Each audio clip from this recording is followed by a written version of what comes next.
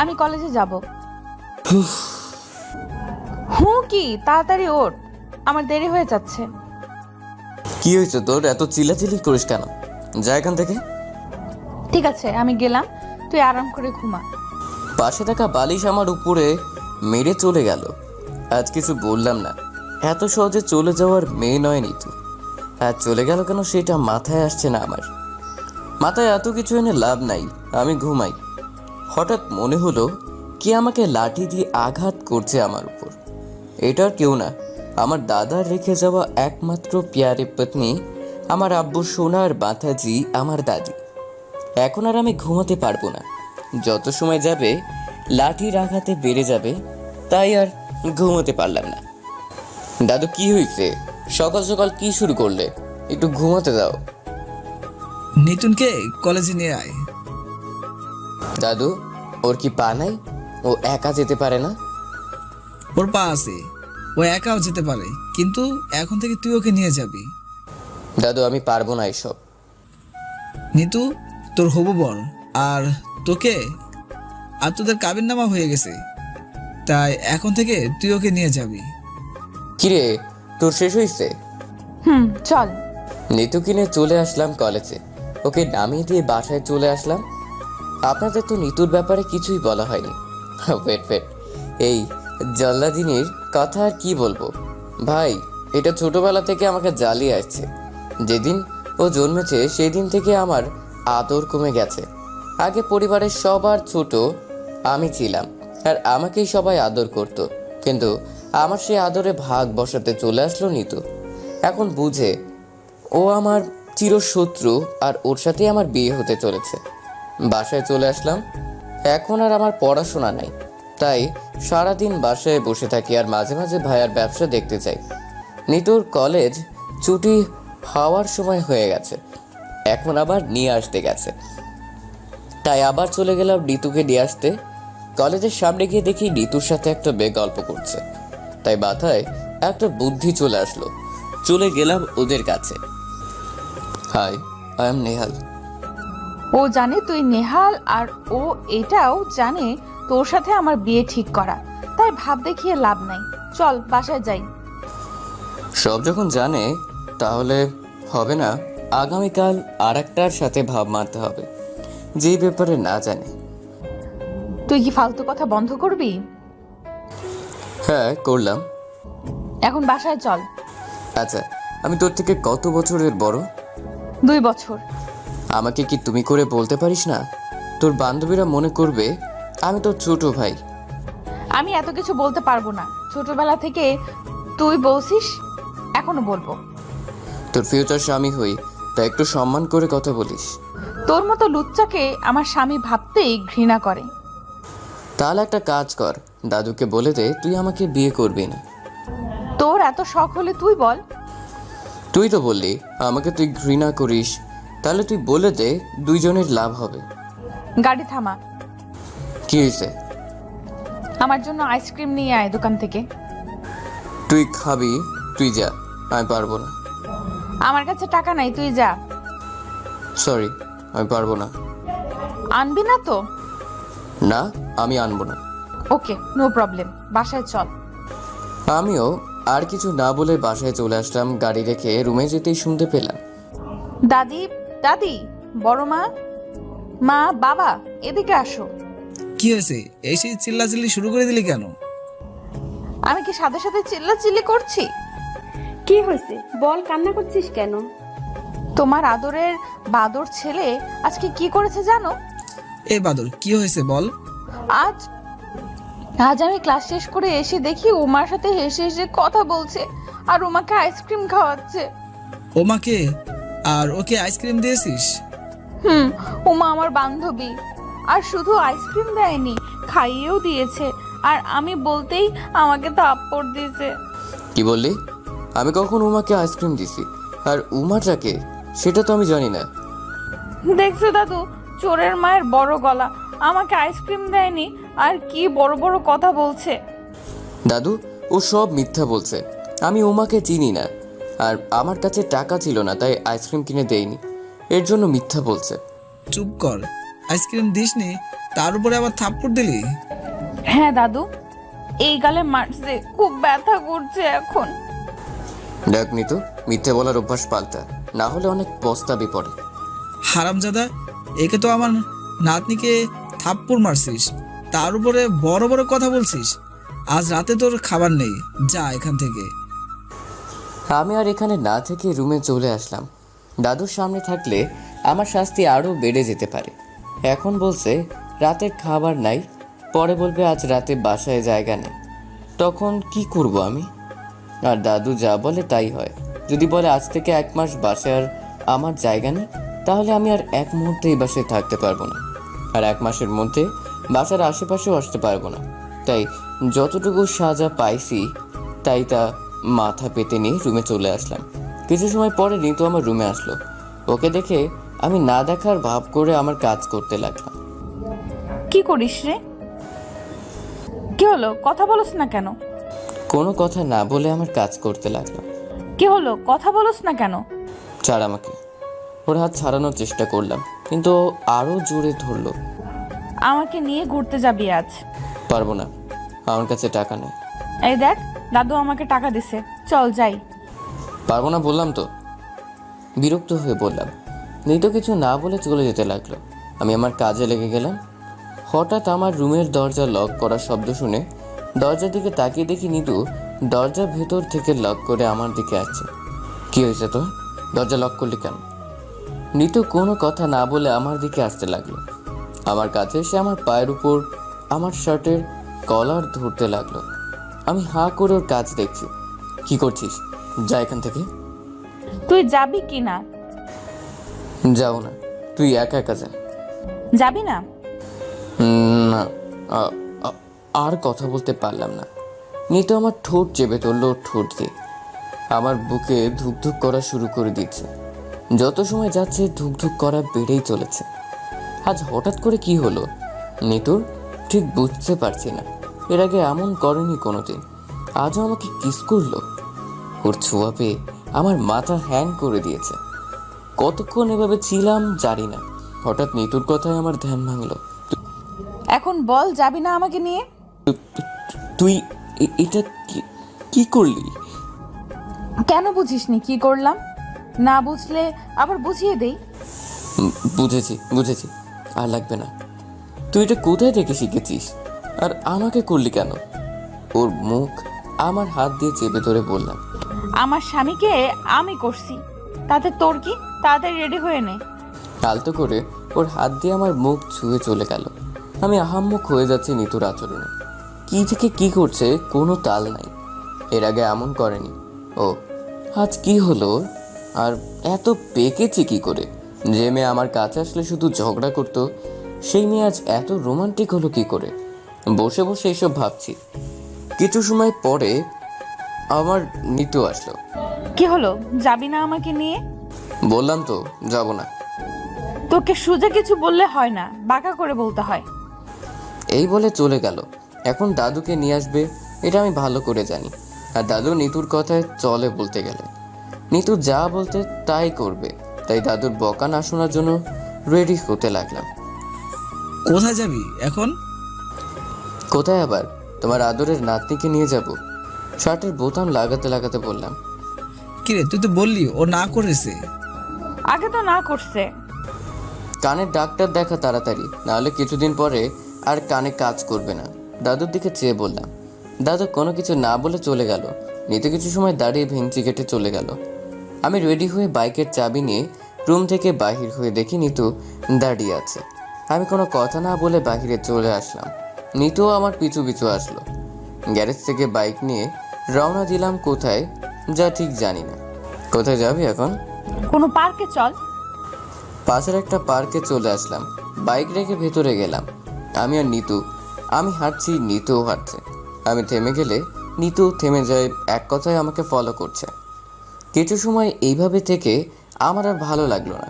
তাই নিতুকে বলতে লাগলাম, এখানে কিসের জন্য আসছিস? তোর সাথে হাঁটার জন্য। আমার হাঁটতে ইচ্ছে করছে না, আমি এখন বসবো। এই বলে একটা চেয়ারে বসে পড়লাম। আমিও বসবো। তুই আমাকে ফলো করিস কেন? তো কি করব? আমি তোর সাথে আসছি, তাই তুই যা করবি আমিও তা করব। আমার এখন আকাশে উড়তে ইচ্ছে করছে। আমারও। তুই যা, আকাশে ওড়। তুই গেলে আমিও যাব। যা ইচ্ছা কর। তুই যা করবি আমিও তা করব। আচ্ছা, আমি তোর থেকে বড়, তুই আমাকে তুমি বলতে পারিস না? তুই আমাকে তুই করে বলিস কেন? আপনি এখন একটু চুপ থাকেন।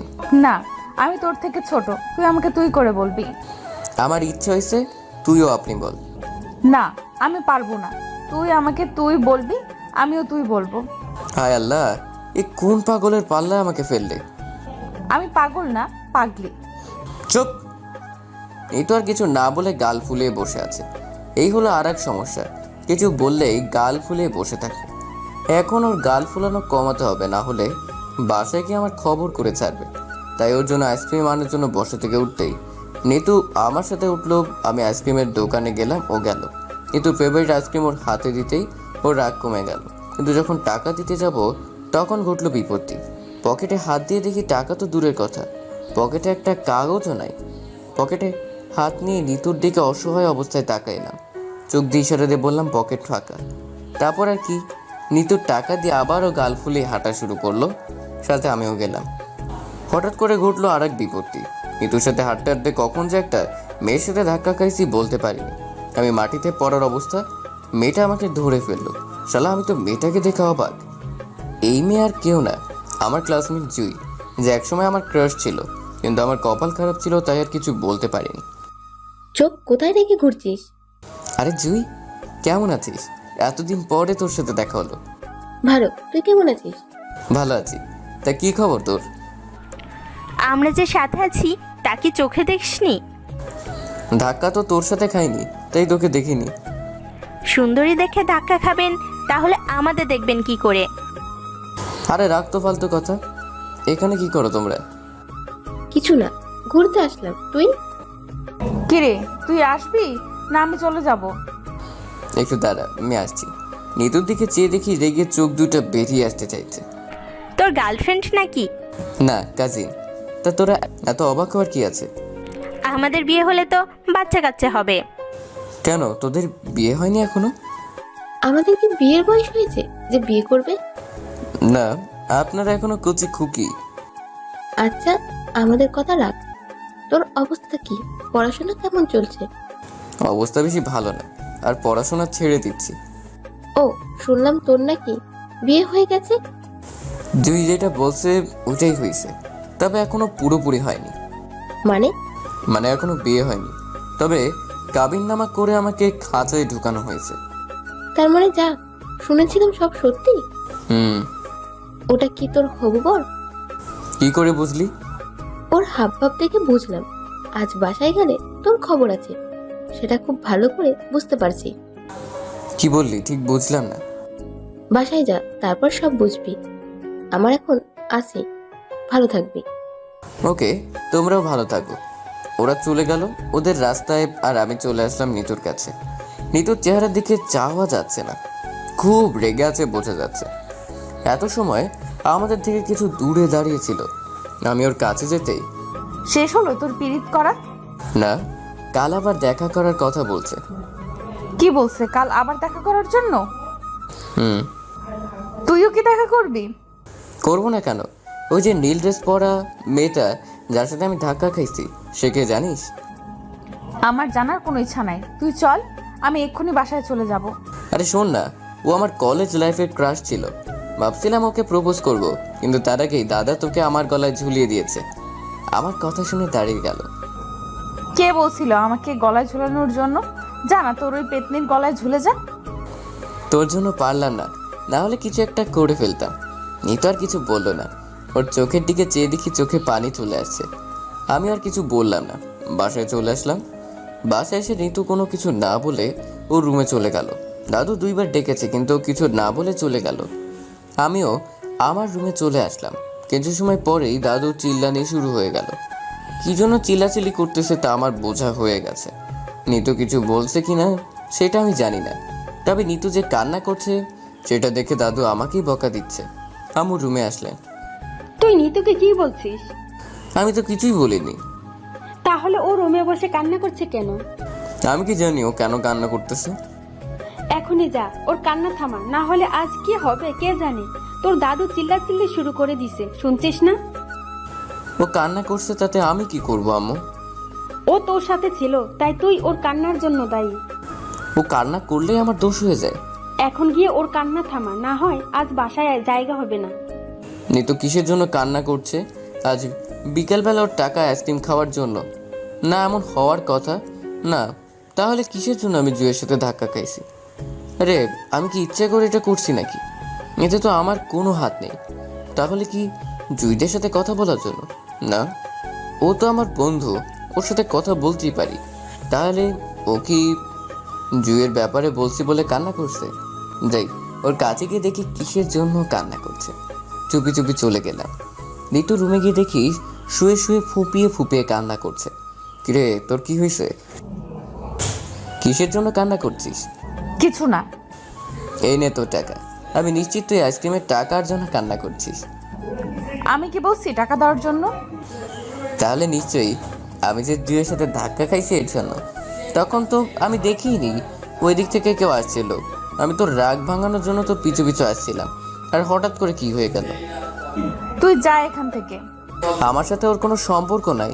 ও তো আমার ক্লাসমেট, তাই ওর সাথে একটু কথা বলছি।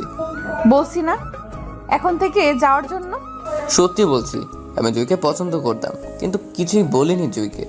বলতে চাইছিলাম, কিন্তু দাদা তোর সাথে আমার কাবিননামা করিয়ে দিলেন। এরপর থেকে ওসব ভুলে গেছি, আর কোনোদিন কোনো মেয়ের উপর ক্রাশ খাইনি।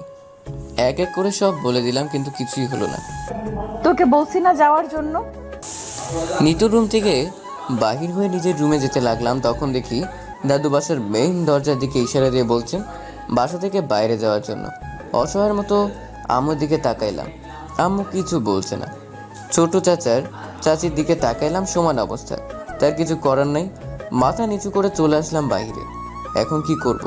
কোথাও যাওয়ার মতো জায়গাও নাই। পকেটে মাত্র 50 টাকা আছে, নিতুকে দেওয়ার জন্য নিচ্ছিলাম, ও নেয়নি বলে পকেটে আছে।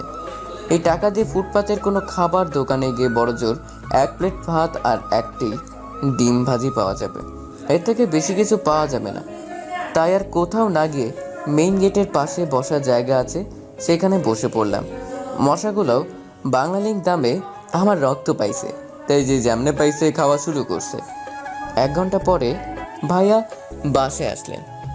আমাকে এখানে দেখে কিছু সময় আমার দিকে তাকিয়ে থেকে বললেন, তা আজ কি জন্য এই শান্তিভোগ করতে হচ্ছে? কি আর আমার মহান দাদা সাহেব মহান একটা কাজ করে গেছেন, সেই জন্য। যাক, আল্লাহ আমাকে এই জাফা থেকে বাঁচাইছে। ভাইয়া আজ রাত থাকার মতো একটা ব্যবস্থা করে দাও, এখানে খুব মশা কামড়াচ্ছে। আমার কাছে কোনো উপায় নাই, তবে আজ মশার কয়েল কিনে দে, সাথে আছে তুই, এটা রেখে দে। কয়লা আগুন ধরাবো কি করে? আশেপাশে কোনো দোকান থেকে আগুন নিয়ে আয়। ভাইয়া আমার হাতে কয়েল দিয়ে চলে গেল। এই অপরাধের শাস্তি আমাদের বাসায় সব পুরুষেরা ভোগ করেছে, দাদাও মনে হয় করেছে। আমার দাদা কি করে যে এই বুড়িকে বিয়ে করছে আর কি করে সংসার করছে উনি ভালো জানেন। এখানে বসে মশার কামড় না খেয়ে হাঁটা শুরু করলাম। কোনো দোকানে গিয়ে কয়েল জ্বালিয়ে কিছু খেয়ে আসবো এই 50 টাকা দিয়ে। এখন ফুটপাতের খাবার দোকানগুলো লাগিয়ে চলে গেছে, না হয় ডিম ভাত খেয়ে নিতাম। কথায় আছে না, নাই মামু থেকে কানা মামু ভালো, তাই মাংস খাওয়ার চেয়ে এখন ডিম খেয়ে পার করে দিতাম। কিন্তু ডিমটাও আমার কপালে নাই, তাই আর কি করা। একটা কেক আর 1 বোতল পানি নিয়ে আর কয়েল জ্বালিয়ে চলে আসলাম বাসার কাছে। বসে বসে কেক খেয়ে পানি খেয়ে বসে বসে জিমুতে লাগলাম। ঘুম চলে আসলো। মশাগুলো এখন আর কিছু করতে পারছে না কয়েলের জন্য। হঠাৎ কি হলো ঠিক বুঝতে পারলাম না। আমার ঘুম ভেঙে গেল। আশেপাশে তাকাতে লাগলাম, কিছুই দেখলাম না। উপরে তাকাতেই দেখি নিতু ছাদের উপর থেকে আমাকে ডাকছে, ওই উপরে চল, আয়, সবাই ঘুমিয়ে গেছে। মাথা নিচু করে বসে আছি। কি হলো? বসে বসে মশার কামড় খেতে খুব ভালো লাগছে, তাই না? আর একবার বলবো আসতে হলে আয়, না হলে আমি দরজা লাগিয়ে দেব। এখানে বসে মশার কামড় না খেয়ে উপরে গেলেই ভালো হবে, আর আমি তো নিজ ইচ্ছায় যাচ্ছি না, তাই কোনো সমস্যা হবে না। তাই অনেক চেষ্টা করে আম গাছ দিয়ে উপরে গেলাম। চুপি চুপি আমার পিছু পিছু আয়। আমি আর কথা মতো পিছু পিছু যেতে লাগলাম। নিচে এসে আমার রুমের দিকে যেতে লাগলাম। ওইদিকে কোথায় যাস? আমার রুমে যাব, আমি ফিসফিস করে বললাম, দাদু শুনে ফেললে খবর খারাপ হয়ে যাবে। তোর রুমে ইয়া বড় থালা ঝুলানো আছে। তাহলে আমি এখন কোথায় যাব? আমার রুমে চল। তোর রুমে কেন যাব? তাহলে দাদুর রুমে চলে যা। মাথা খারাপ হয়েছে? এখন দাদুর রুমে যাব? তাহলে আমার রুমে চল। কি আর করা, নিতুর রুমে যেতে হলো, এছাড়া কোনো উপায় নাই। এই খাবার খেয়ে শুয়ে পড়। এই খাবার কোথায় পাইলি? আকাশ থেকে পড়ছে। পেটে খিদা ছিল তাই চুপচাপ খেয়ে নিলাম। এখন কোথায় ঘুমাবো সেই চিন্তায় পড়ে গেলাম। ওর রুমে একটা সোফাও নেই, সোফা থাকলে সোফায় ঘুমিয়ে যেতাম। আমি দাঁড়িয়ে চিন্তা করতে লাগলাম। নিতু আমার এই অবস্থা দেখে বলল, কি হয়েছে, এরকম হাবলার মতো দাঁড়িয়ে আছিস কেন? তোর সাথে ঘুমাবো। না, দাদুর রুমে যা। একটা বালিশ দে, আমি ফ্লোরে ঘুমাবো। ফ্লোরে ঘুমাতে হবে না, আমার খাট অনেক বড় আছে, দুইজন অনায়াসে ঘুমানো যাবে। না, তারপরেও আমার একটা আনইজি লাগছিল নিতুর সাথে এক খাটে ঘুমাতে।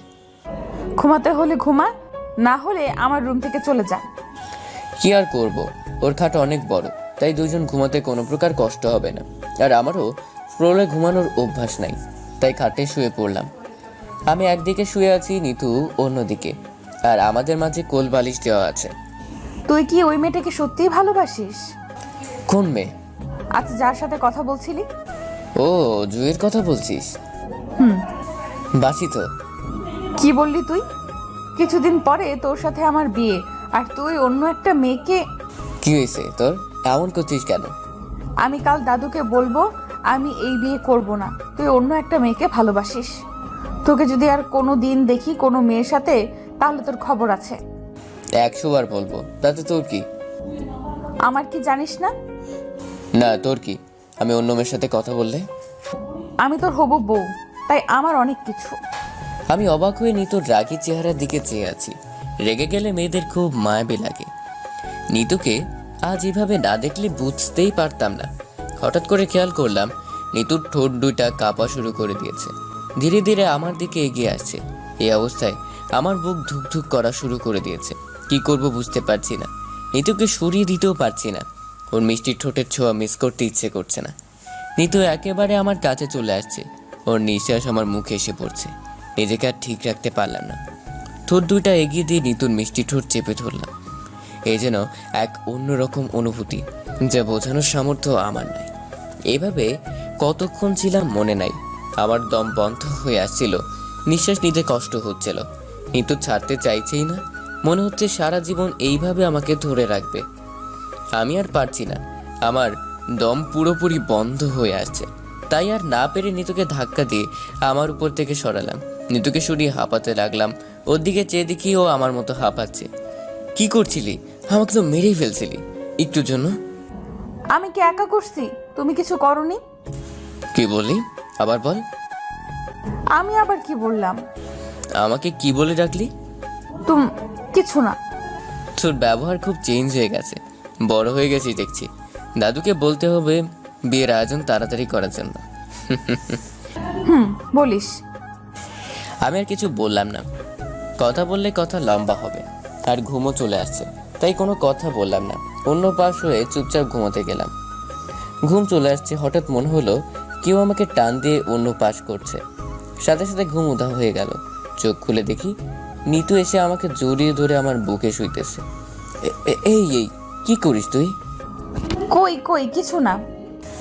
এখন এত কাছে আসা ঠিক না। আমি কথা বলার সাথে সাথে আবার এসে আমার বুকে শুয়ে পড়লো। নিতু কি করছিস এসব? সরিয়ে দিতে চেষ্টা করলাম। আমি আমার হবু স্বামীকে জড়িয়ে ধরছি, তাতে তোর কি? ছাড় বলছি, এসব ঠিক না। আবার ছাড়াতে চেষ্টা করলাম। চুপ থাক, না হলে আমি চিল্লানি শুরু করব। আমিও চিল্লিকে সবাইকে বলবো তোর এইসবের কথা। আমি কান্না করে চিল্লাইতেই সবাইকে বলবো তুই আমার রুমে এসে আমার সাথে জোর করছিস, তখন কি হবে বুঝতে পারছিস তো? আর কিছু বললাম না। এমন করে এর আগে ও একদিন আমাকে ফাঁসিয়েছে। এখন যদি বকে আর ওর সাথে জোর করছি, তাহলে ভাই আর আম্মু আমাকে মেরে কুচি কুচি করে নদীতে ভাসিয়ে দেবে। আর দাদু যদি আমাকে ধরার সুযোগ পায়, তাহলে আমার কি হবে আল্লাহই জানে। এখনও ছোট চাচা ছোট চাচি রয়ে গেছে, এদের কথা আর নাই বললাম, তাই চুপচাপ শুয়ে আছি। নিতু যখন আমাকে জড়িয়ে আছে, তাহলে আমিও জড়িয়ে ধরি। তারপর আমিও জড়িয়ে ধরে ঘুমিয়ে পড়লাম। সকালে ঘুম ভাঙার পর দেখি নিতু আমার বুকে খুব আরামে ঘুমিয়ে আছে। আমি উঠতে যাব কিন্তু উঠতে পারলাম না নিতুর জন্য। আজ খুব তাড়াতাড়ি পাশে রাখা ঘড়ির দিকে চেয়ে দেখি এখনও ভোর 6টা। তারপরও আমার চেষ্টা করলাম নিতুকে ছাড়ানোর, কিন্তু আমি যত ছাড়াতে চাই ও তার থেকেও বেশি শক্ত করে আমাকে জড়িয়ে ধরে। কোনো উপায় না পেয়ে আবার ঘুমিয়ে গেলাম। হঠাৎ ঘুম ভেঙে গেল। চোখ খুলে দেখি নিতু আমার উপর আগের মতোই ঘুমিয়ে আছে। সামনে তাকাতে আমি কেঁপে উঠলাম। দাদু আমাদের দিকে রাগি চোখে তাকিয়ে আছে। আমি দেখে ভয় পেয়ে গেলাম, তাই নিতুকে ধাক্কা দিতে লাগলাম, কিন্তু ওর ওঠার কোনো সারা শব্দ নাই। তাই জোরে একটা ধাক্কা দিলাম। কি হয়েছে? চুপচাপ ঘুমাতে পারিস না? সামনে তাকিয়ে দেখ। ওর কানের কাছে মুখ নিয়ে বললাম, কি হয়েছে? ঘুমা চুপচাপ, কোনো কথা বলবি না। আরে সামনে তাকিয়ে দেখ। ওর মাথা ঘুরিয়ে দেওয়ার চেষ্টা করে বললাম, কি? আরে দাদু তুমি? কি হয়েছে এসব? আর তোকে না বললাম আজ বাসায় আসার জন্য? এখন আমি কি বলবো খুঁজে পাচ্ছি না। আমার ভয়ে হাত পা কাঁপা শুরু হয়ে গেছে। নিতো কিছুটা ভয় পেয়েছে, তাই কথা বলতে পারছে না ঠিক মতো। আমি অসহায়ের মতো নিতুর দিকে চেয়ে আছি। ওইদিকে কি? আমার দিকে তাকিয়ে বল। দাদু ওর তুই চুপ কর, আমি তোকে বলতে বলিনি। আমার কথাটা শোনো। কাল রাতে আমি জানালা লাগাতে গিয়ে দেখি ও নিচে বসে মশার কামড় খাচ্ছে। সব কিছুর পরেও ও তো আমার হবু বর। ওর যদি এখন মশার কামড় খেয়ে কোনো রোগ হয়ে যায় তাহলে তো পরে আমারও সমস্যা হবে। তাই ডেকে আমার রুমে নিয়ে আসি। Thank you. কেন? এখন আমাকে বাঁচানোর জন্য। It's okay. এখন আমার রুম থেকে তাড়াতাড়ি যা, অনেকক্ষণ ছিলি। তুই তো দেখি লোকাল বাস হয়ে গেছিস। কি কি? আমি লোকাল বাস? তা নয় তো কি, আদর করে ঘরে আনলে এখন ঘাট ধাক্কা দিয়ে বাহির করতে চাইছিস? তাড়াতাড়ি ভাগ, না হলে কিন্তু সত্যি আমি ঘাড় ধাক্কা দেব। হয়েছে, আর লাগবে না, আমি চলে যাচ্ছি। চুপি চুপি নিতুর রুম থেকে বাহির হয়ে আমার রুমের সামনে চলে আসলাম, কিন্তু রুমে ঢুকতে পারলাম না। এখনও তালা চলছে আমার রুমের সামনে। তাই আবার চলে গেলাম নিতুর রুমে। নিতু, এখন আবার কি হয়েছে? রুমের তালা ঝুলছে, তুই চাবি এনে দে। আমি পারবো না। প্লিজ এনে দে। শর্ত আছে। কি? আমাকে নিয়ে ঘুরতে হবে বিকেলবেলা। ওকে, নিয়ে যাব, এখন চাবিটা এনে দে। ওয়েট। তারপর নিতু দাদুর রুম থেকে চাবি এনে দিল। আমি রুমে গিয়ে ফ্রেশ হয়ে নাস্তা করতে আসলাম। এসে চুপচাপ খেতে বসলাম। সবাই চুপচাপ নাস্তা করছে, আমিও কোনো কথা বললাম না, চুপচাপ আছি। কিছু সময় পরে দাদু বললেন, আমি আগামী পরশু নেহার আর নিতুর বিয়ে অনুষ্ঠান শেষ করে ফেলতে চাই। হঠাৎ করে এই সিদ্ধান্ত কেন? আমার ইচ্ছে হয়েছে তাই। তোমাদের সবার মেহমানদের দাওয়াত দিয়ে দাও। আর কেউ কিছু বললো না, কিন্তু আমি চিন্তায় পড়ে গেলাম। এত তাড়াতাড়ি বিয়ে করে ফেলবো ভাবতেই লজ্জা লাগছে। খাওয়া শেষ করে যে যার মতো চলে গেল। আমিও রুমে চলে আসলাম। কিছু সময় পরে নিতু মেসেজ দিল ছাদে যাওয়ার জন্য, তাই ছাদে গেলাম। কি হয়েছে রে তিতু? একদম আমাকে তিতু বলবি না। আচ্ছা, কি জন্য ডেকেছিস বল। হঠাৎ করে দাদুর কি হলো রে? কেন, কি হয়েছে? হঠাৎ করে বিয়ে দিবে কেন? তো কি হয়েছে? এত তাড়াতাড়ি বিয়ে হয়ে যাবে কেমন কেমন লাগতেছে। একদিন তো বিয়ে হবেই, আজ হোক আর কাল। এত চিন্তা করে লাভ নাই। তোর খুব আনন্দ হচ্ছে তাই না? না হওয়ার কি আছে? শালা লুচ্চু, তোর আনন্দ হবে তা আমি জানতাম, কিন্তু আমার কথা ভেবে দেখ, আমার কি এখন বিয়ের বয়স? কেন, বুড়ি হয়ে বিয়ে করার ইচ্ছা নাকি? সব সময় কিন্তু ফাজলামো ভালো লাগে না। কুল ম্যান, কুল। আচ্ছা তুই বল, আমি কি না করেছি বিয়ে করব না তোকে? আমিও না করিনি। তুই তো লুচ্চা, তাহলে না করবি কেন? তাহলে তুইও? আমি কি? না, কিছু না। বল আমি কি, না হলে গলা টিপে মেরে ফেলবো। আরে স্যার, বিয়ের আগে বিধবা হয়ে যাবে নাকি? আগে বল আমি কি? ওইটা নিজেকে বাঁচানোর জন্য বললাম। ওইটা কি বললো? আমাকে যেটা বলছিলি। কি? আমাকে লুচ্চা বললি? আজ তোকে আমি শেষ করে ফেলবো। আরে কি করছিস? আজকে তুই বিধবা হয়ে যাবি? যা হবার হবে। তুই আমাকে লুচ্চা বললি কেন? আমি কি তোর মতো? তাহলে তুই বিয়েতে রাজি হয়ে গেলি কেন? আমি কি সাদে রাজি হয়েছি? তাহলে আমি লুচ্চা হলাম কেমন করে? ওকে ফাইন, এখন বল কি করে বিয়ে আপাতত থামানো যাবে। দাদুকে গিয়ে বল তুই এখন বিয়ে করবি না। কি? আমার কি মাথা খারাপ হয়ে গেছে? তুই দাদুকে বলবি? হ্যাঁ, আমার বয়েই গেছে, তোর সমস্যা তুই বল। আচ্ছা, তোর কি বাল্যবিবাহর জন্য কারাগারে যাওয়ার ইচ্ছা? আমি কেমন কারাগারে যাব? তোর 18 বছর হয়ে গেছে, আর গেলে দাদু যাবে। আমি বলবো আমাকে জোর করে বিয়ে করানো হচ্ছে। আচ্ছা, একটা কাজ করি, দুইজন একসাথে বলবো, কেমন? আমি কোনো কিছু বলতে পারবো না। প্লিজ না করিস না। তুই না আমার হবু বর? হবু বর হিসেবে একটা হেল্প করতে পারি। কি পারবি বল? তুই দাদুকে বলবি, আর আমি সাথে থেকে সাপোর্ট দিতে পারবো, এর থেকে বেশি কিছু পারবো না। না, তোকেই বলতে হবে। তুই থাক, আমি যাই, এই বলে চলে যেতে লাগলাম। ওই প্লিজ, এমনটা করিস না আমার সাথে। বললাম তো, এর থেকে বেশি কিছু পারবো না। ওকে, তাহলে চল, আমি বলবো আর তুই সাপোর্ট দিবি। চল। তারপর ছাদ থেকে চলে আসলাম দাদুর রুমের সামনে। দরজা খুলে তুই প্রথমে ঢুকবি। না, তুই ঢুকবি। না, তুই ঢুকবি। আমি পারবো না। আমি কান্না শুরু করব। আমি এখন থেকে চলে যাব। আমি দরজা খুলে দিচ্ছি, দুইজন একসাথে ঢুকে যাও। ভাবি, তুমি নিতুকে নিয়ে যাও ভেতরে, আমি চলে যাই। মেরে তক্তা বানিয়ে দিব, চল আমার সাথে। কিছু বলবি? দাদু, বলছিলাম কি, বিয়ের জন্য এত তাড়াহুড়ো করার কি আছে? আরো কিছুদিন যাক, তারপর না হয়। হ্যাঁ দাদু, আরো কিছুদিন গেলে ভালো হতো। আর কি বলবে? না তাহলে তাহলে তুই চুপ করে চলে যা। দাদু, আমরা এখনো বিয়ের জন্য প্রস্তুত নই। কি বললে? হ্যাঁ দাদু, আমরা। লজ্জা করে না এই কথা বলতে? একসাথে এক বিছানায় থাকতে পারিস, আর এখন বলছিস প্রস্তুত নয় বিয়ের জন্য? আমি আর নিতু অপরাধীর মতো মাথা নিচু করে দাঁড়িয়ে আছি। এখানে দাঁড়িয়ে আছো কেন? যাও এখান থেকে। আমরা দুজন আর কিছু বললাম না, বলার মতো কিছুই নাই আমাদের কাছে। ইচ্ছে করছিল অনেক কিছু বলতে, কিন্তু বলে কিছু লাভ হবে না, হুদাই নিজের ক্ষতি হবে, তাই মাথা নিচু করে চলে আসলাম। বিকালবেলা শপিং করতে যেতে হবে, দুজনকে রেডি হয়ে থেকো। দুজন মাথা নেড়ে হ্যাঁ সূচক উত্তর দিয়ে চলে আসলাম। দাদুর রুম থেকে কিছু দূর এসেই নিতু আমাকে মারতে শুরু করলো।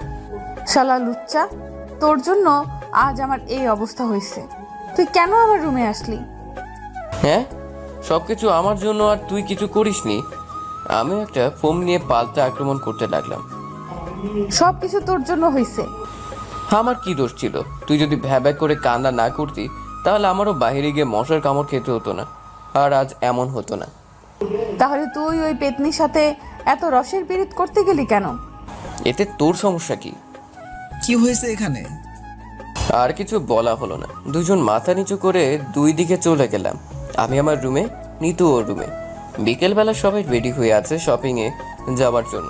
আমি রুম থেকে বাহির হয়ে এসে দেখি সবাই আমার জন্য অপেক্ষা করছে। আমি আসতেই সবাই বাহির হলো। আজ নিতু দেখি মন খারাপ করে আছে। সবাই গাড়িতে উঠছে, আর আমি বাইক নিতে লাগলাম। এদিকে কোথায় যাচ্ছিস? তোমরা যাও, আমি বাইক নিয়ে আসছি। আমিও ওর সাথে যাই। দাদু সবাই গাড়ি করে চলে গেল, আমি আর নিতু বাইকে করে যেতে লাগলাম। আজ নিতু একদম চুপচাপ হয়ে গেছে, কোনো কথা বলছে না। কি ঋতু, কথা বলিস না কেন? কিছু ভালো লাগছে না। কি হয়েছে আজ? কিছু না। এত চিন্তা করিস কেন? বিয়ে তো একদিন করতে হবেই। তো এত তাড়াতাড়ি করার কি আছে? আমার সাথে রাগ দেখাচ্ছিস কেন? তো কার সাথে দেখাবো?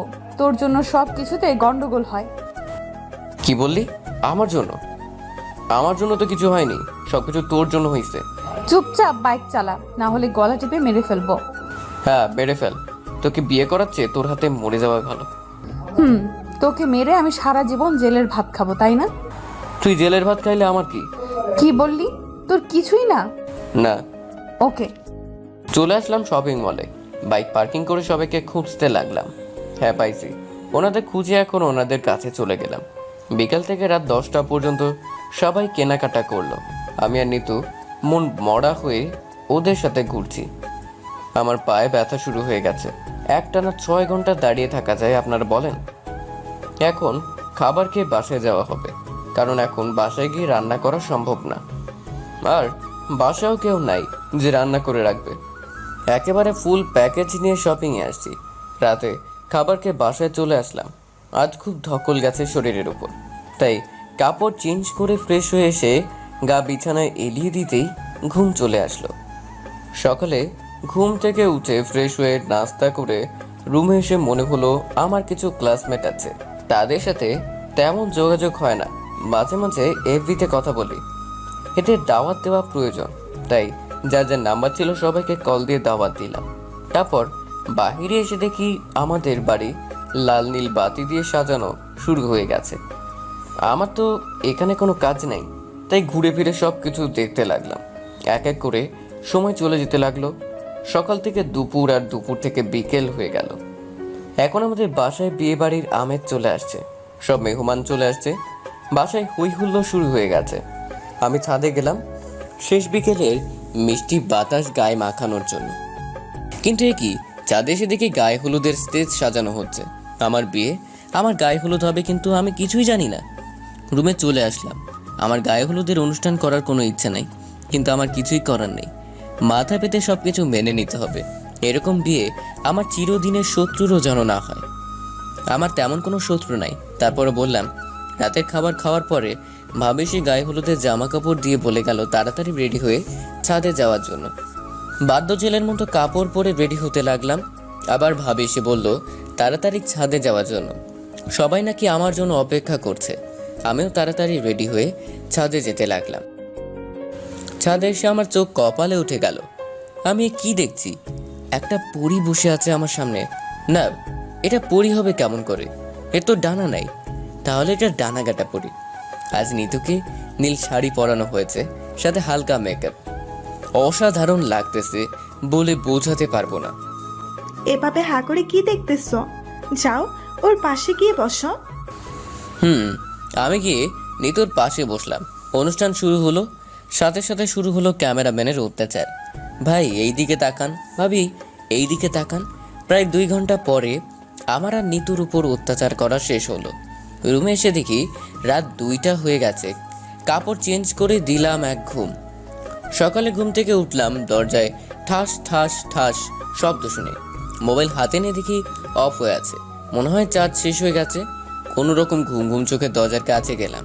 দরজা খুলে দেখি দাদু সামনে দাঁড়িয়ে আছে। আজ আমি কি এমন করলাম যে এভাবে দাঁড়িয়ে আছে?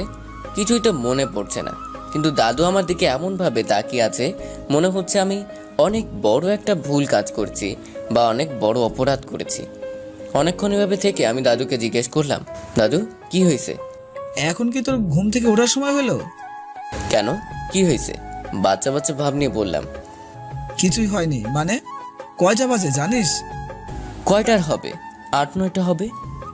11:30 হয়ে গেছে, আর তুই বলছিস 8-9টা বাজে? তো কি হয়েছে? মাত্র 11:30 হয়েছে। কি হয়েছে মানে? কিছুক্ষণ পরে অনুষ্ঠান আর তুই এখনো ঘুমাচ্ছিস। যা তাড়াতাড়ি গোসল করে রেডি হয়ে থাক। কি যে হয়েছে কে জানে, কোথাকার রাগ কোথায় এসে মিটিয়ে গেল কে জানে। খামাখা আমাকে ধমক দিয়ে চলে গেল, শান্তিতে ঘুমোতেও দিল না। যাই গোসল করে। কিছু সময় পর আবার এসে দেখি আমি এখনো গোসল করিনি, তাহলে আরো কিছু সময় আমাকে বাণী শুনিয়ে যাবে। গোসল করে এসে দেখি শেরওয়ানি পায়জামা আমার খাটের উপর রাখা। যাক, এই একটা সুবিধা পাইলাম, কিছু চাইতে হয় নাই কারো কাছে, সময় মতো পেয়ে যাই। কিছু সময় পরে চলে গেলাম বিয়ে করতে। বিভিন্ন নিয়মকানুন নিয়ে বিয়ে সম্পূর্ণ করলাম। বাসায় অনেক নিয়মকানুন শেষ করে নিতুকে আমার রুমে রেখে আসলো। আজ একবারও নিতুকে ঠিক মতো দেখতে পারিনি। আজ কেমন লাগছে নিতুকে তা ঠিক বলতে পারবো না। সারাদিন মাথায় লম্বা ঘুমটা দেওয়া ছিল। অনেক অপেক্ষার পরে স্বপ্নের বাসর ঘরে যাওয়ার সময় আসলো। আমার রুমের দরজা খুলতে যাব তখন ভাবে এসে আমার সামনে হাজির। কি দেব সাহেব, এত তাড়া কিসের? কিসের তাড়া? আমার রুমে আমি যাব, এতে তাড়াহুড়া করার কিছু নাই। হ্যাঁ, এটা তোমার রুম, কিন্তু আজ একটা বিশেষ রাত, আর এখন ভেতরে যেতে হবে। আমাকে বকশিশ দিয়ে যেতে হবে। তাই? আমি তো ভুলেই গেছিলাম তুমি আমার ভাবি, তাই এই বিশেষ রাতের জন্য তুমি আমাকে গিফট দিলে না। এখনো আমার কাছ থেকে বকশিশ চাওয়া হচ্ছে, এখন তুমি দাও। কি? আমি কেন দিব? আর আমি এত কষ্ট করে রুম সাজালাম, আর তুমি বলছো তোমাকে আমি বকশিশ দেব? আচ্ছা, তোমায় আমাকে দিতে হবে না, আমি তোমার কাছে গিফট পাই আর তুমি বকশিস, তাই তো? আমার কাছে কোনো গিফট নেই, আমার বকশিস দাও তাড়াতাড়ি। এ কেমন কথা? তুমি আমাকে বিশেষ রাতের জন্য গিফটও দিবে না? এ কেমন ভাবে হলো তুমি? আচ্ছা আমি পরে তোমার গিফট দিয়ে দেব, আগে বকশিস দাও।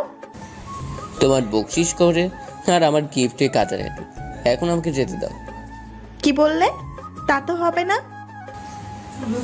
আমার টাকা দিয়ে তো আমাকে গিফট দিবে, তাহলে আমার টাকা আমার কাছেই থাক, তোমাকে গিফট দেওয়া লাগবে না, আমাকে যেতে দাও। তা হবে না, তুমি বকশিস না দিলে আমি যেতে দিব না। ওকে, তুমিও আমার সাথে চলো, দুজনের সাথে বাসর করব। এই বলে ভাবির দিকে যেতে লাগলাম। ফাজিল শয়তান, আমাকে তো বকশিস দিয়ে গেলি না, এখন দেখবি বাসর করতে পারবি না, আর তোর বউ তোকে কানে ধরে নাচাবে। হয়েছে, আমার চিন্তা করতে হবে না তোমাকে। ভাবি চলে গেল, আমি দরজা লাগিয়ে ঘুরে দেখি, আমি ভেতরে গিয়ে দরজা লাগিয়ে দেখি নিতু বিছানায় ঘুমিয়ে আছে। ওর কাছে গেলাম, বাচ্চা মেয়েদের মতো হাত পা এক করে আটো সাটো হয়ে ঘুমিয়ে আছে, একেবারে খাটের মধ্যখানে ঘুমিয়ে আছে। এখন ওর বিয়ে শাড়ি গায়ে জড়ানো। কে যেন বলেছিলেন ঘুমের মধ্যে ললনাদের চেহারা খুব মায়াবী হয়ে যায়। এতদিন শুধু শুনেছি, কিন্তু আজ নিজ চোখে নিতুর ঘুমন্ত মায়াবী চেহারা দেখে বুঝতে পারছি।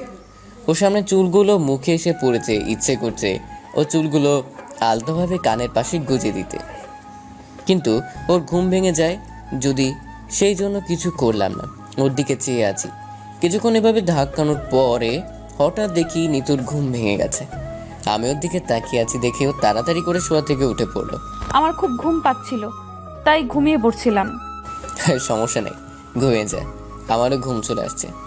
হুম, কিরে, কাপড় চেঞ্জ করবি না? ইচ্ছা করছে না, খুব ঘুমের জন্য চোখ খুলতে পারছি না। আরে এই শাড়ি পরে ঘুমাবি কি করে? সাথে 1000 পিন মারা। উঠে তাড়াতাড়ি শাড়ি পাল্টে এসে ঘুমিয়ে পড়। ওর মাথা ধরে চেষ্টা করলাম তোলার জন্য। ছাড় না, আমার ইচ্ছে করছে না। তুই পিনে কুচা খা, এতে আমার কোনো সমস্যা নেই, কিন্তু আমাকে ওর সাথে খাওয়াবি নাকি? চুপচাপ ঘুমিয়ে পড়, আমার কথা বলতে ইচ্ছে করছে না। বুঝতে পারছি, এভাবে কাজ হবে না, আমি নিজে তোর কাপড় চেঞ্জ করে দিচ্ছি, এই বলে শুরু করে দিলাম। এই এই, একদম আমাকে টাচ করবি না। আমার বউকে আমি টাচ করব, এতে তোর সমস্যা কি? তোর একেবারে কাছে গিয়ে, এই, তুই আর একটু আমার দিকে আসলে তোর মাথা ফাটিয়ে দেব। তাহলে তাড়াতাড়ি যা, শাড়ি চেঞ্জ করে আয়, না হলে আমি কিন্তু। কি করবি? কি করবি? দেখবি কি করব। একটু অপেক্ষা কর, আমি কাপড় চেঞ্জ করে আসি, তারপর দেখবো তুই কি করিস। আমি রুমে বসে কাপড় চেঞ্জ করে নিলাম, কাটে বসে মোবাইল হাতে নিয়ে বিতে গেলাম। এতদিন রিলেশনশিপ ছিল সিঙ্গেল, তাই সেটারে ম্যারিড দিয়ে উইথ ফা দিলাম। এখন ঋতুর অপেক্ষায় বসে আছি, ও যখন অ্যাকসেপ্ট করবে তখন স্ট্যাটাস পোস্ট হবে। বসে বসে নিউজ ফিডে ঘোরাঘুরি করছি। নিতু কাপড় চেঞ্জ করে আসলো, শাড়ি আর যা যা ছিল সব কিছু রেখে বিছানায় আসলো। আমি আমার মতো মোবাইল টিপছি, হঠাৎ করে নিতু এসে আমার উপর উঠলো। আমি ওর কাণ্ড হা করে দেখছি। কি করবি যেন বলছিলি? কি করছিস? পাগল হয়ে গেলি নাকি? আমি পাগল হয়ে গেছি। কি করবি এখন, কর দেখি। আমাকে ছেড়ে দেখ কি করি। না, এইভাবে কি করার, কর দেখি। তোর হাতির মতো শরীর নিয়ে আমার উপর বসে আছিস, আমি তো ঠিক মতো নাড়াচাড়াই করতে পারছি না। কি বললি? আমি হাতির মতো? হাতি নয় তো কি, আবার হাড্ডিগুলো ভেঙে যাচ্ছে, কিছুক্ষণ পরে আমিও শেষ হয়ে যাব। অনেক কষ্টে ওর হাত সরাতে সক্ষম হলাম। তোকে তো মারার প্ল্যান করে এই বিয়েতে রাজি হইছি। না, এইভাবে আর হবে না, এখন অন্য কিছু করতে হবে, নাহলে আমাকে আর সত্যি মেরে ফেলবে। এমনিতেই আমার পেটের উপর বসে আছে। কি হলো বাবু, এত চিন্তা করো কি? আমাকে কি করবে বলেছিলে না আগে, এখন কি হলো? আমার মুখের সামনে ওর মুখ এনে বললো, এই তো পাইছি শুধু, এখনই কিছু একটা করতে হবে। আর দেরি না করে আমার হাত দিয়ে ওর মাথা চেপে ওর ঠোঁট আমার ঠোঁট চেপে ধরলাম। প্রথমে কিছুই করলো না, চুপ করেছিল, কিন্তু কিছু সময় যেতেই আমার ঠোঁট কামড় দিতে শুরু করলো। আমি আর না পেরে নিতুকে ছেড়ে দিয়ে চিৎকার দিলাম, আমি বজ্জাত মেয়ে, আমার ঠোঁট খেয়ে ফেললি। বলাতে নিতু অর্ধ হাসি দিতে লাগলো। ওর হাসি দেখে আমি ফিদা হয়ে গেলাম, কিছুই বলতে পারছি না, শুধু ওর হাসি দেখছি। কি রে, আর আমার সাথে পাঙ্গা নিবি? এখন দেখবি কি কি করতে পারি। না না, এমন করিস না। আমি তো তোর ছোট বোন, তাই না? কি বললি? তুই আমার ছোট বোন? তাহলে আমার বউকে আর আমি কাকে বিয়ে করলাম? না মানে আমি তোর বউ, কিন্তু আমি তো এখনো অনেক ছোট। আমার সাথে কিছু করিস না। তুই বুঝি তুই এখনো ছোট? হুম। আচ্ছা, তুই বড় হ, তারপর সব কিছু করবো, কিন্তু আমার সাথে বেশি পাকামো করবি না। ঠিক আছে, কিন্তু তুই এভাবে আমার দিকে আসছিস কেন? ছোটদের যতটুকু আদর করা যায় ততটুকু করব। প্লিজ আমাকে ছেড়ে দে, আমি আর এমন করব না। কামড় দেওয়ার সময় মনে ছিল না? আর কোনো দিন এমন করব না, আমাকে ছেড়ে দে। ছেড়ে দিতে পারি, যেখানে কামড় দিছিস সেখানে আদর করে দে। আমি পারবো না। তাহলে তো জোর করতে হবে। প্লিজ। আর কথা বলার সুযোগ দিলাম না, 4 ঠোঁট এক করে নিলাম। আমিও ঠোঁটের স্বাদ নিতে লাগলাম। এভাবে কত সময় ছিলাম জানি না। আমি ছেড়ে দিতেই নিতু কান্না শুরু করলো। কি হয়েছে, এভাবে কান্না করিস কেন? তুই আমার সাথে এমন করতে পারলি? আদর তো আমি কি করলাম? তুই আমাকে জোর করে। চুপ কর, না হলে আমার করব। কাল সকালে এর মজা বোঝাবো। আচ্ছা, যা করার করিস, এখন ঘুমা। আর কিছু বললো না, চুপচাপ আমার থেকে দূরে সরে অন্যদিক হয়ে শুয়ে পড়লো। দুজনের মধ্যখানে এত জায়গা রাখার জন্য বিয়ে করলাম নাকি? কিরে, এত দূরে কেন? তো কি হয়েছে? কি হয়েছে মানে? মাঝখানে এত জায়গা ফাঁকা রাখার জন্য বিয়ে করছি নাকি? এদিকে আয়। আমি পারবো না। ওকে, আমি আসছি, এই বলে নিজেকে জড়িয়ে ধরলাম। ছাড় বলছি। ছেড়ে দেওয়ার জন্য ধরিনি, আরো জোরে জড়িয়ে ধরলাম। ছেড়ে দে, না হলে খুব খারাপ হবে। কি হবে শুনি? ছেড়ে দে প্লিজ। আচ্ছা, কি হয়েছে তোর বলতো? আমার ভালো লাগতেছে না। ওই দিন তো ঠিকই জড়িয়েছিলি সারা রাত, তাহলে আজ কি হয়েছে? আজ ভালো লাগছে না, তাই ছেড়ে দে। ওকে, তুই যা, আমি জুয়ের সাথে কথা বলি। আজ দেখছিস খুব সুন্দর লাগছে জুইকে। আমি তো যে প্রথম দিন ক্রাশ খাইছি, আজও তেমন। কি বললি তুই? আজ ওই মেয়ের দিকে আবার তাকিয়েছিস? খুব সুন্দর লাগছিল, আর এখন খুব মনে পড়ছে। একটু কথা বলি, তুই ঘুমা। কাজ হয়েছে তাই আর একটু দিলাম। পাশে বউ রেখে তুই অন্য মেয়েকে মিস করছিস? তোকে আজ কি করব আমি? কি হলো ঘুমা, আমি জুয়ের সাথে কথা বলি। যা এখান থেকে, এই খাট থেকে নেমে যা, এই রুম থেকে যা। আরে এমন করছিস কেন? ওর চোখে পানি চলে আসছে। তো কি করব? যা তুই ওই পেতনির কাছে। এই বলে অন্যদিকে হয়ে শুয়ে পড়লো। ও যে আমাকে ভালোবাসে তা না বললেও আমি বুঝে গেছি। এখন নিশ্চয়ই কান্না করবে, আর দেরি করা ঠিক না। তাই নিতুর পাশে শুয়ে আমার দিক করে বুকে জড়িয়ে ধরলাম। কান্না করে চোখের পানি দিয়ে ভাসিয়ে দিচ্ছে। ছেড়ে দে আমাকে তুই, তোর ওই পেতনির কাছে যা। আমার বউ রেখে ওর কাছে যাবো কেন? আমি তো আমার বউকে ভালোবাসি। কচু ভাবিস, যা না তোর ওই পেতনির কাছে। চুপ কর, আর একটু কান্না করবি না। এইভাবে ঘুমিয়ে গেলাম। হঠাৎ করে ঠাস করে শব্দ হলো, সাথে সাথে আমার ঘুম ভেঙে গেল। চোখ খুলে দেখি বাসার সবাই আমার সামনে দাঁড়িয়ে আছে, সাথে নিতু। আমি উঠে বসতেই দাদু এসে ঠাস ঠাস করে দুইটা বসিয়ে দিল। আমি কিছুই বুঝলাম না, কি জন্য আমাকে থাপ্পড় দিল। তোর লজ্জা করে না এইসব করতে? তুই আমার ছেলে, এটা ভেবে আমার নিজের লজ্জা করছে। আরে দুইটা দাও, ওর জন্য কম হয়েছে। আমার তো ইচ্ছা করছে এক্ষুনি তোকে মেরে ফেলতে। এখন থেকে টাইট দিয়ে রাখো, না হলে বেশি বেড়ে যাবে না। এখন শুধু নিতু রুমে আছে, আর সবাই চলে গেছে। থাপ্পড়কে 2 গালে ব্যথা হয়ে গেছে। কি থেকে কি হলো আর কি জন্য এত থাপ্পড় খেললাম কিছুই জানি না। তুই এখানে দাঁড়িয়ে আছিস কেন? তোরও মারবার ইচ্ছে হলে মেরে দে। ইস, গাল দুইটা একেবারে লাল হয়ে গেছে। এত আদর দেখাতে হবে না, তুই নিশ্চয়ই ভুলভাল কিছু বলেছিস। কাল রাতে বলেছিলাম না মজা বোঝাবো? এখন বুঝলি তো মজা? আমি জানতাম তুই এসবের ওস্তাদ। উফ, ব্যথা পাচ্ছি, ছাড়ো আমায়। এতক্ষণ আমাকে থাপ্পড় খাওয়ালে তার সুদ নিতে হবে। উফ দাদু, এই দেখো আবার। আমি মনে করছি সত্যি দাদু এসেছে, তাই তাড়াতাড়ি করে সরে গেলাম। সেই সুযোগে নিতু বিছানা থেকে উঠে চলে গেল। আরো কিছু খাওয়ার ইচ্ছা আছে নাকি? ইচ্ছা আছে বলে এদিকে আয়। আয় আয়, বাহিরে আয়, তারপর দেখবো কি করতে পারিস। আমি ফ্লোরে পা রেখে বিছানায় মোবাইল খুঁজতে লাগলাম, কিন্তু কোথায় যে রাখছি মনে পড়ছে না, তাই খুঁজতে লাগলাম। হঠাৎ চোখ গেল ফ্লোরে। হায় আল্লাহ, এ কি দেখছি আমি? আমার সাদের মোবাইল কত বিখ্যাত হয়ে ফ্লোরে পড়ে আছে, আমাকে বিনা দোষে মেরে গেল। সাথে আবার মোবাইলটা কি দোষ করেছিল? এখন ফ্লোরে বসে কান্না করতে ইচ্ছে করছে। মোবাইলে আমার কত ইম্পর্টেন্ট ফাইল ফোল্ডার রাখা ছিল, এখন এগুলো কোথায় পাবো আমি? ফ্লোরে বসে কান্না করছি, এমন সময় নিতু রুমে আসলো। আরে কি হয়েছে আমার লক্ষ্মী বাবুটা? এভাবে কান্না করছে কেন? কান্না করে ওর দিকে আমার মোবাইলটা এগিয়ে দেখালাম।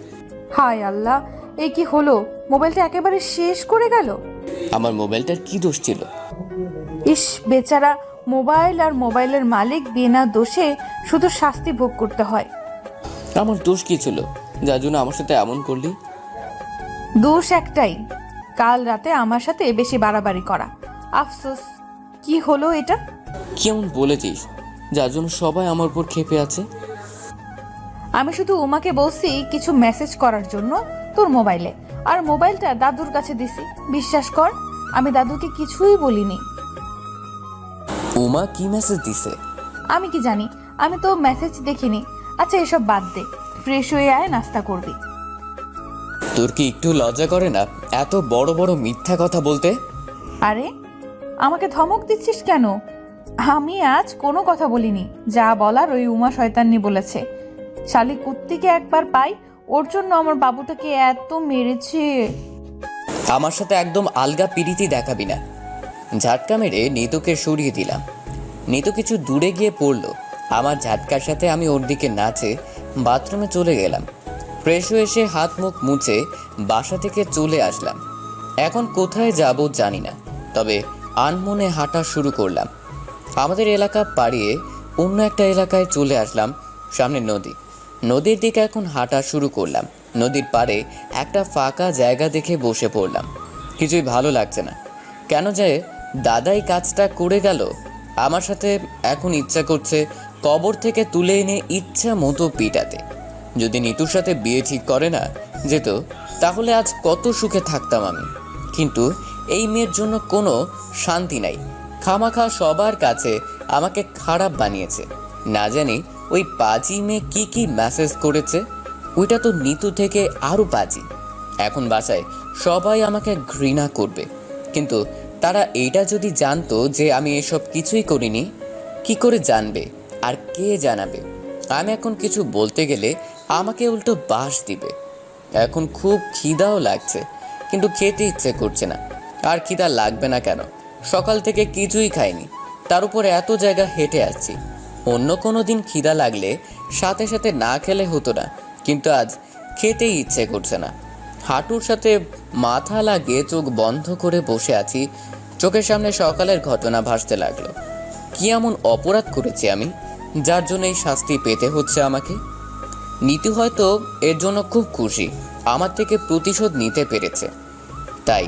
কিন্তু আমার নামে যে অপবাদ দিয়েছে তা কি মুছে দিতে পারবে কোনোদিন? এগুলো তো কোনোদিন মুছে যাবে না। সবাই একদিন হলেও বলবে যে আমি এই কাজ করেছি। বাসার কারোর সামনে মাথা উঁচু করে কথা বলতে পারবো না। সামান্য কিছুতেই বলবে আমি এইটা করেছি, আমি ওইটা করছি। এইসব চিন্তা করতে করতে চোখ ঝাপসা হয়ে গেল। কখন যে ঘুমিয়েছি বলতে পারবো না। হঠাৎ কুকুরের ডাকাডাকিতে ঘুম ভেঙে গেল। চোখ খুলে দেখি চারিদিক অন্ধকার আর আমি নদীর পাড়ে শুয়ে আছি। রাত কয়টা হয়েছে জানি না। শোয়া থেকে উঠে হাঁটা শুরু করলাম। শরীর খুব দুর্বল লাগছে, ঠিকমতো পা চালিয়ে হাঁটতে পারছি না। বাসার রাস্তায় হেঁটে যাচ্ছি। আজ হাঁটতেও খুব কষ্ট হচ্ছে। কোনো রকম বাসায় চলে আসলাম। কলিং বেল চাপ দিলাম, সাথে সাথে দরজা খুলে গেল। আমিও ভেতরে চলে গেলাম। কোনো দিকে তাকানোর শক্তিও আমার নেই, কারো কথাও আমার কাছে আসছে না। চলে আসলাম আমার রুমে। খাটে বসতে গিয়ে ধপাস করে পড়ে গেলাম নিচে। তারপর আর কিছুই মনে নেই কি হলো আমার সাথে। যখন জ্ঞান ফিরল তখন আমি চোখ দেখি নিতু আমার পাশে বসে আছে, কিন্তু এই রুমটা দেখে আমার রুম বলে মনে হচ্ছে না। ভালো করে খেয়াল করে দেখি মেডিকেল এটা, মাথায় হাত দিয়ে দেখি মাথায় ব্যান্ডেজ দেয়া। মাথায় কি হলো আমার কিছুই বুঝতেছি না। নিতু চেয়ারে বসে আমার হাতের উপর মাথা রেখে ঘুমিয়ে গেছে। আমার হাত সরানোর জন্য হালকা নড়া দিতেই নিতুর ঘুম ভেঙে গেল। ওই তুই এমন করলি কেন বল? আর যদি এমন করবি তাহলে তোর খবর করে ছাড়বো। কি হয়েছে, কান্না করিস কেন? চুপ, একটা কথাও বলবি না। এই বলে আমাকে জড়িয়ে ধরে কান্না করতে লাগলো। আমি ওর মাথায় হাত বুলাতে লাগলাম। কিছুতেই কান্না থামছে না। আমি আর থামাতে চেষ্টা করলাম না, যত ইচ্ছে কান্না করুক। কিছু সময় পরে ডাক্তার এসে সব কিছু দেখে বললেন আমি ফিট আছি, তাই রিলিজ দিয়ে দিল। বাসায় চলে আসলাম। আমি রুমে শুয়ে আছি, নিতু ছাড়া আর কেউ আমার সাথে কথা বলছে না। আমিও রুম থেকে বাইরে গেলাম। না, নিতু রুমে খাবার নিয়ে এসেছে, আজ নিজ হাতে খাইয়ে দিচ্ছে, কোনো কথাও বলছে না। আমাকে খাইয়ে দিয়ে মেডিসিন দিয়ে প্লেট নিয়ে চলে গেল। আমি শুয়ে আছি। কিছু সময় পরে রুমে আসলো, এসে দরজা লাগিয়ে বাথরুমে চলে গেল। আমি ঘড়ির দিকে তাকিয়ে দেখি 11টা হয়ে গেছে, কিন্তু রাত না দিন সেটা বুঝতেছি না। ধরে নিলাম সকাল হবেই। কাল রাতে তো আমি বাসায় এসে গেছিলাম, তাই এখন সকালই হবে। আমি বসে আছি, ফোনটা নাই, না হলে কিছু সময় এফবিতে ঘোরাঘুরি করতাম। নিতু কিছু সময় পরে ফ্রেশ হয়ে আসলো, মুখে হালকা পানি লেগে আছে। আমি হা করে দেখতেছি। এখন নিতুকে সেই রকম লাগতেছে, বলে বোঝাতে পারবো না।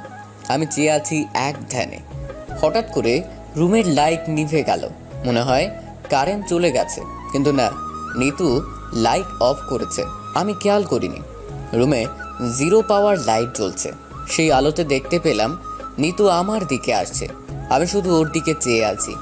নিতু এসেই আমার পাশে বসলো। আমি কোনো কথা না বলে দেখতে লাগলাম ও কি করে। হঠাৎ করে নিতু আমাকে জড়িয়ে ধরে ওর মিষ্টি ঠোঁট আমার ঠোঁটের সাথে চেপে ধরলো। আমি চুপচাপ ওর মিষ্টি ঠোঁটের স্বাদ নিতে লাগলাম। হঠাৎ লক্ষ্য করলাম নিতু অন্য কিছু করতে চলছে, তাই আমি আর দেরি না করে নিতুকে থামিয়ে দিলাম। কি করছিস তুই? তুই তো কাল বললি আমাকে আদর করবি। তুই তো এখনো ছোট, তাই বেশি আদর করা যাবে না। আগে বড় হ, তারপর করব। আমি অনেক বড় হয়ে গেছি, তুই যা চাইবি তাই করব। আচ্ছা, সময় মতো সব কিছু চেয়ে নিব। এখন চুপ কর, আমি বাইরে থেকে একটু ঘুরে আসি। এই বলে উঠতে গেলাম। কি, তুই এত রাতে ঘুরতে যাবি? কি, এখন রাত? এখন রাত, তাই চুপচাপ ঘুমা। কালকের জন্য আমি খুবই দুঃখিত, আমাকে তুই মাফ করে দে। আমি আর কোনো দিন এমন করব না। কি বলবো বুঝতে পারছি না, তাই চুপ। প্লিজ আমার সাথে রাগ করিস না, আর আমি আর জীবনেও এমন করব না। আমি কি বলছি তোর সাথে রাগ করছি? তুই কান্না থামা। বুকে আরো শক্ত করে জড়িয়ে ধরে বললাম। আমি জানি আমার সাথে রাগ করে আছিস। বললাম তো রাগ করিনি, এখন কান্না থামা। তাহলে কালকের মতো এমন করিস না কেন আমার সাথে? কি করব? কাল রাতে যা যা করছিলি। আচ্ছা, আজ না, অন্যদিন করব। আমি জানি তুই এখনো আমার সাথে রাগ করে আছিস। বললাম তো রাগ করিনি। তাহলে এমন করিস কেন? কি করলাম? আমাকে আদর করিস না কেন? আর কিভাবে আদর করব? জড়িয়ে ধরে আছি তো। শুধু জড়িয়ে ধরাই কি আদর? আচ্ছা, কাল অনেক অনেক আদর করব। আজ ঘুমা।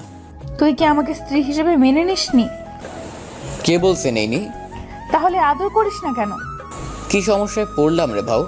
আচ্ছা, তোর কিভাবে আদর লাগবে বল? আমাকে কোনো দিন ছেড়ে চলে যাবে না তো? কখনো না। তাহলে কাল সারা দিন কোথায় ছিলি? একবারও কি আমার কথা মনে পড়েনি? মনে পড়ছিল, তাই তো বাসায় আসছি, না হলে আসতাম না। জানিস, আমার খুব কষ্ট হচ্ছিল তুই যখন বাসায় আসলি না। যখন রাত 11টা হয়ে গেছিল আর তুই বাসায় আসলি না, তখন আমার কেমন জানি করছিল। আমি আর রুমে থাকতে না পেরে কান্না করে দাদুর কাছে গেলাম। তারপর দাদু ভাইয়া আর আব্বুকে বলল, আর তারা তোকে খুঁজে পাচ্ছিল না দেখে আমার নিঃশ্বাস বন্ধ হয়ে আসছিল। এখন ঘুমা, এই বলে ওর কপালে ভালোবাসার পরও সেঁকে দিলাম আর শক্ত করে জড়িয়ে ধরলাম। এভাবে কখন যে ঘুমিয়ে পড়লাম বুঝতেই পারিনি। সকালে ঘুম থেকে উঠে দেখি নিতু রুমে নেই, মনে হয় বাহিরে গেছে। আমি ফ্রেশ হয়ে এসে বসে আছি। এখন বসে থাকা ছাড়া আর কোনো কাজে নাই আমার। সারাদিন বসে থাকতে হবে, মোবাইলটাও নাই। কিছু সময় পরে নিতু রুমে আসলো, হাতে নাস্তা নিয়ে টেবিলে রেখে বলল,